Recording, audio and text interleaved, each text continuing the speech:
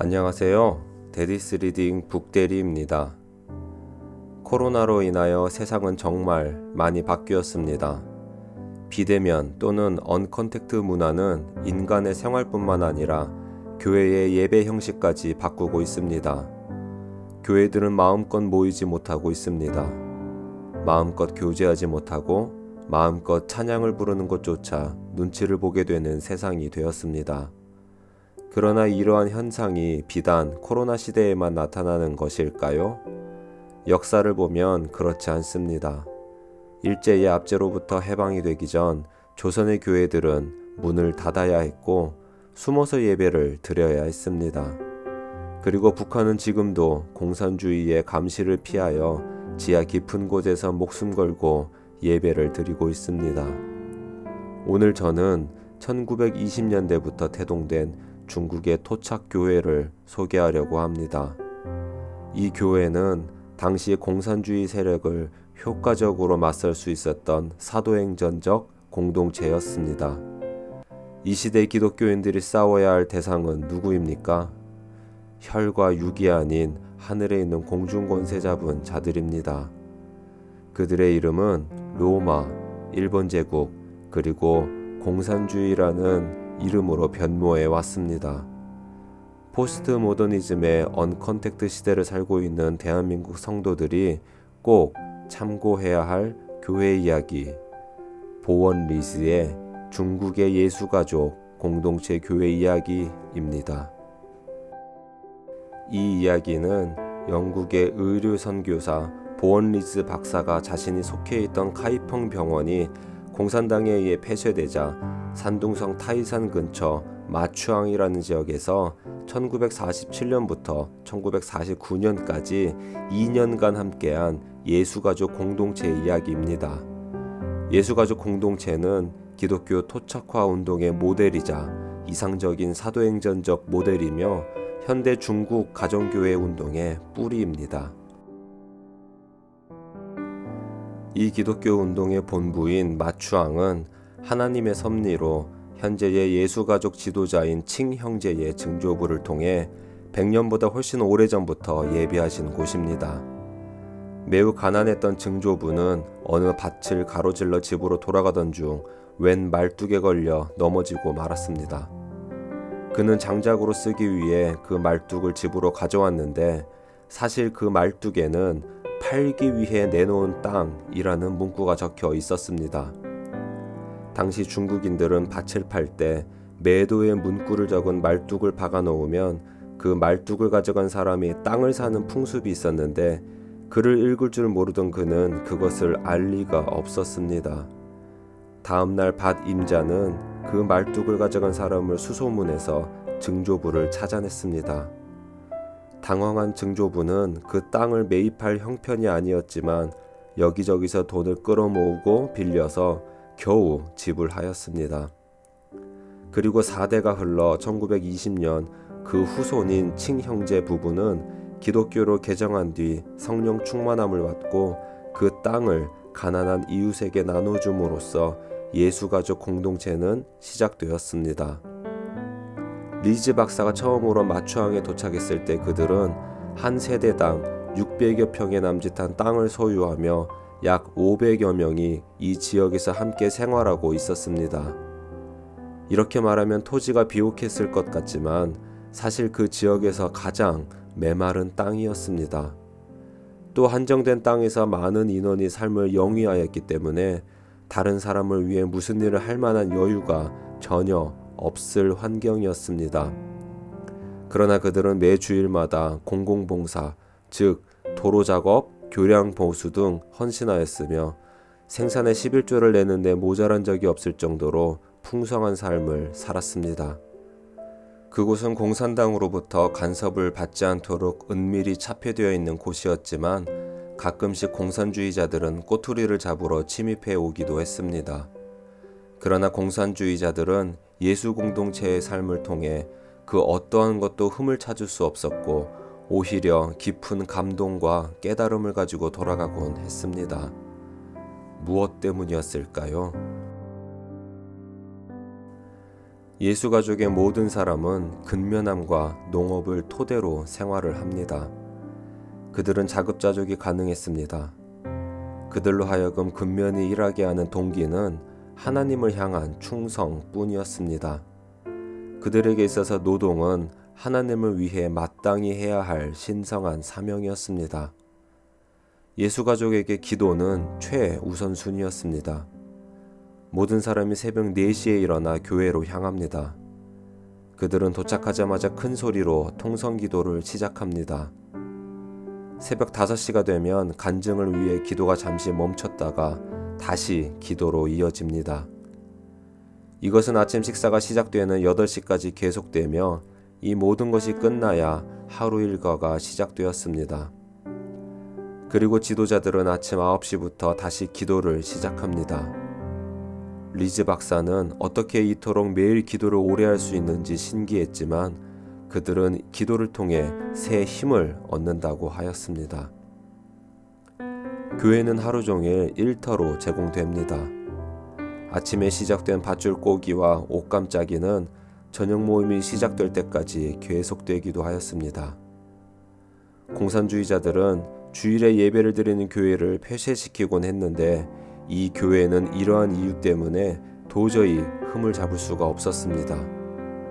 예수가족 공동체는 공산주의자들의 이상과 겉모습이 매우 비슷했습니다.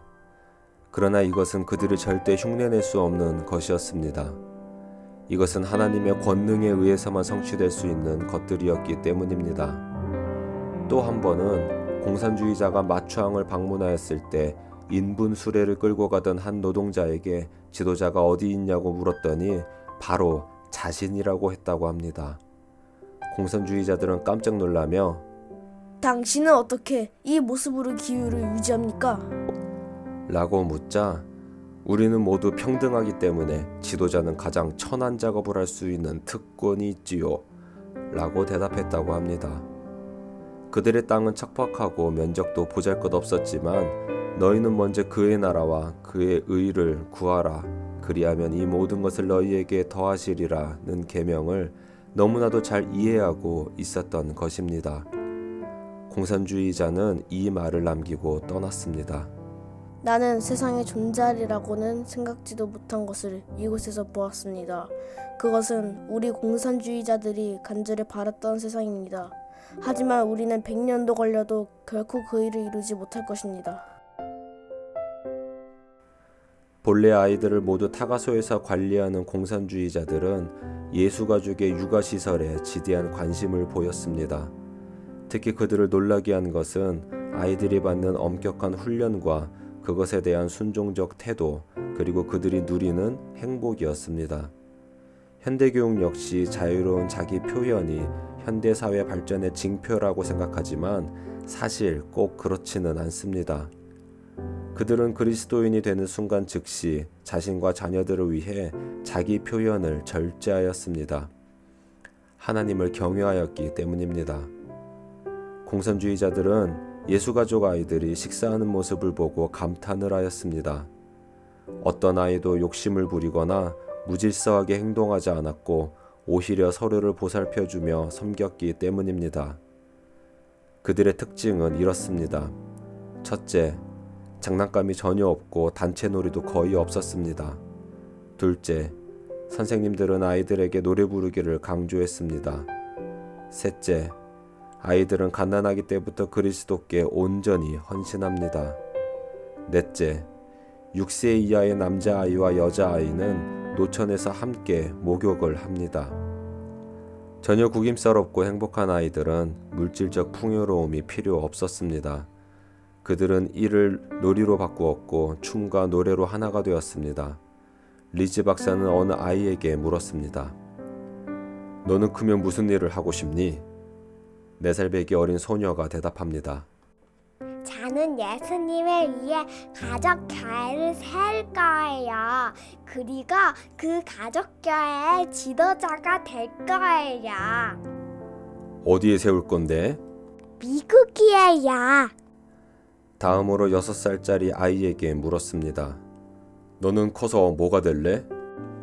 전 설교자가 되어서 예수님을 전할 거예요. 하지만 어떻게 돈을 벌지? 사건이 될 거예요. 아이들은 모두 중국뿐 아니라 전 세계에 예수님을 전하는 것 외에 다른 목표를 가진 이가 없었습니다. 오직 하나님의 영광만을 바라보고 그것만을 추구하며 자랍니다. 또 한 가지 특별한 점은 성별의 혼합이었습니다. 그들은 6살이 될 때까지 성을 매우 자연스러운 것으로 받아들입니다. 그러나 그 뒤에는 남녀 규벌을 결혼 전까지 엄격하게 지키게 합니다. 그들에게 성교육은 특별히 없습니다. 하나님을 경외하고 그분의 명령을 순종하는 것을 으뜸으로 강조할 뿐입니다. 하나님에 대한 경외감만이 유일한 보호막이고 해답이며 지식은 절대 보호막이 될 수 없다는 것이었습니다. 당시 중국에는 가톨릭도 존재하였습니다. 그러나 그들은 중국 토착화 교회가 아닌 서구인의 우월한 지식이나 방식을 고수하였습니다. 결국 가톨릭은 공산당으로부터 완전히 전멸되었습니다. 그리고 그들에게 소유된 엄청난 땅들이 몰수되었습니다. 그러나 토착교회인 예수가족 공동체는 공산주의자들도 쉽게 뿌리 뽑지를 못했습니다. 가톨릭처럼 중앙 집권화된 중앙 조직을 없애야 나머지도 쉽게 제거될 수 있는데 예수가족 공동체는 모두 흩어져 있어서 통제하기가 불가능했습니다. 흩어지는 교회들을 묶고 있는 유일한 끈은 하나님에 대한 사랑과 경외심이었는데 공산주의자들은 이것을 알 리 없었습니다. 예수가족 공동체는 견물이 없는 경우가 대부분이었습니다. 사람들은 모두 정해진 집에서 모였습니다. 예수가족 공동체의 또 다른 특징은 재정에 대한 태도입니다. 리즈 박사가 마추앙에 도착했을 무렵 극심한 기근이 산둥성을 휩쓸었는데 마침 미국에서 원조금이 들어왔습니다. 그러나 그들은 그 원조금에 전혀 손도 대지 않고 있었습니다. 이것이 얼마나 지혜로운 것이었을까요? 1949년 공산주의자들이 완전히 권력을 잡고 난 뒤 모든 교회들의 자금 출처를 샅샅이 뒤져 해외에서 들어온 자금이 있는 곳은 모두 폐쇄시키는 일이 있었는데 예수가족 공동체는 돈에 손도 대지 않았기 때문에 위기를 모면할 수 있었습니다. 왜 그랬을까요? 지도자인 칭 형제는 미국의 교단에 이렇게 말했습니다. 우리는 더 이상 재정의 어려움은 없을 것입니다. 당신들은 우리의 정신을 이해하지 못합니다. 외국 교회들은 우리의 든든한 닷 중 하나를 앗아가려고 하는 것입니다. 우리를 더욱 무릎 꿇게 하고 주님 앞에서 부르짖게 만드는 것은 바로 우리의 재정적 필요입니다. 모든 교회가 어려울 때 재정 문제를 통해 믿음을 시험해 볼 수 있는데 예수가족 교회는 끊임없이 하나님의 얼굴을 찾았습니다. 토착교회와 공산주의의 차이점을 어떻게 설명할 수 있을까요? 두 집단 모두 공동체를 지향합니다. 그러나 토착교회는 사랑과 정직으로 결합하는 것이고 공산주의는 강제와 독재 권력으로 통합되는 것입니다. 중국교회 역시 사랑과 정직으로 토착화되지 못한 교회들은 모두 폐쇄되었습니다. 그리고 훗날 모든 선교사가 중국에서 강제로 추방되어도 토착교회는 현재까지 깊은 지하에서 존재하고 있습니다. 끝으로 이 예수가족 공동체의 깊은 감명을 받고 예수원을 설립하신 대천덕 신부님의 말을 소개합니다. 기독교의 주장이 진리라는 것을 어떻게 할 수 있습니까? 성경은 말하기를 이것은 박식한 논쟁이나 세속적인 지혜로 알 수 없고 다만 하나님의 권능이 나타남으로써 알게 된다고 했습니다. 성경은 이러한 권능의 나타남에 관한 이야기로 가득합니다. 적어도 중국의 예수가족 운동은 노련한 선교사들마저 깊은 감동을 받을 정도로 그리스도를 구현하는 삶을 보여주었습니다. 믿음이 무엇입니까? 성경에서 말하는 믿음이란 자신의 가설을 실험해 볼 수 있는 것을 의미합니다. 주님은 나를 시험해보고 그 결과를 보라고 우리를 부르셨습니다. 정직한 회의론자라면 하나님께서 실존하시며 기도에 응답하신다는 사실을 스스로 보고 또 알 수 있을 것입니다. 데디스 리딩 독대리였습니다.